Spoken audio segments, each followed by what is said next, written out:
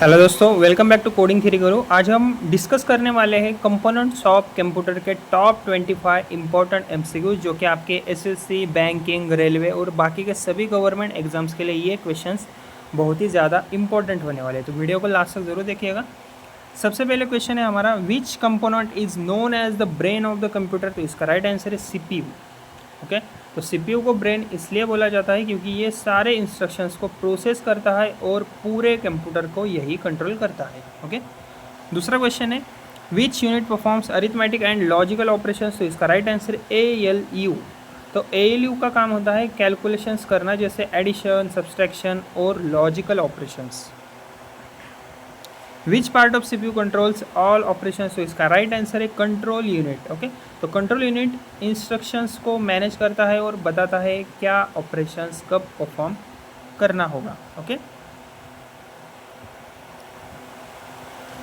Fourth question है, which memory is volatile in nature. तो इसका राइट आंसर है रैम। ओके, तो वॉलेटाइल का मतलब होता है पावर ऑफ होते ही आपका डेटा डिलीट हो जाता है पीसी से, तो रैम इसी टाइप की मेमोरी है।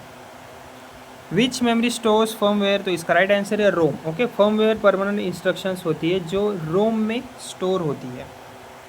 Which component connects all hardware parts together. तो इसका आंसर है मदरबोर्ड। ओके, तो मदरबोर्ड सभी कंपोनेंट्स को एक जगह कनेक्ट करता है और कम्युनिकेशन अलाउ भी करता है। Which device converts digital signals to analogue. तो इसका आंसर है मॉडेम। ओके, तो मॉडेम डिजिटल सिग्नल्स को एनालॉग में कन्वर्ट करता है इंटरनेट ट्रांसमिशन के लिए। Which component is responsible for temporary storage inside CPU. तो इसका राइट आंसर है रजिस्टर्स। ओके, तो रजिस्टर्स सीपीयू के अंदर होते हैं और लाइक टेम्पररी डेटा स्टोर करते हैं during processing. Which memory is fastest. तो इसका राइट आंसर है रजिस्टर। ओके, तो रजिस्टर सबसे फास्ट मेमोरी होते हैं क्योंकि ये डायरेक्टली सीपीयू के अंदर होते हैं। विच device is use for permanent storage. तो इसका राइट आंसर है hard disk. Hard disk basically long term data store करता है, पावर ऑफ होने पर भी इसमें से डेटा सेफ रहता है, कहीं नहीं जाता। Which part manages data flow between CPU and memory. तो इसका राइट आंसर है बस। तो बस एक कम्युनिकेशन चैनल है जो कि लाइक सीपीयू और मेमोरी के बीच डेटा ट्रांसफर करता है। विच बस कैरीज कंट्रोल सिग्नल्स। तो इसका राइट आंसर है कंट्रोल बस। ओके, तो कंट्रोल बस इंस्ट्रक्शन और कंट्रोल सिग्नल्स को कैरी करता है। Which memory is closest to CPU. तो इसका राइट आंसर है कैच। ओके, तो कैच मेमोरी सीपीयू के बहुत पास होती है और स्पीड बढ़ाने में ये हेल्प करती है। Which device is an input device. तो इसका राइट आंसर है कीबोर्ड। ओके, तो कीबोर्ड का यूज डेटा इनपुट करने के लिए होता है। Which device is an output device. तो इसका राइट आंसर है मॉनिटर। मॉनिटर आउटपुट शो करता है बेसिकली, जैसे कि like text, images, videos. Okay,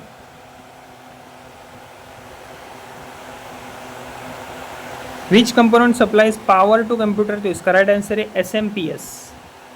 okay, तो SMPS पावर सप्लाई यूनिट होता है जो लाइक AC को DC में कन्वर्ट करता है। Okay, which component handles graphical processing. तो इसका राइट आंसर है GPU। तो GPU ग्राफिक्स और वीडियो रेंडरिंग के लिए रिस्पॉन्सिबल होता है। Which type of memory is non volatile. तो इसका राइट आंसर है रोम। तो बेसिकली नॉन वॉलेटाइल मेमोरी में डेटा परमानेंटली स्टोर होता है, रोम हमारी नॉन वॉलेटाइल मेमोरी है। Which unit converts instructions into control signals. तो इसका राइट आंसर है कंट्रोल यूनिट। तो कंट्रोल यूनिट इंस्ट्रक्शंस को सिग्नल्स में कन्वर्ट करता है और एग्जीक्यूशन कंट्रोल भी यही करता है। Which component stores data temporary during processing. तो इसका राइट आंसर है रैम। ओके, तो रैम प्रोसेसिंग के टाइम टेम्पररी डेटा स्टोर करता है।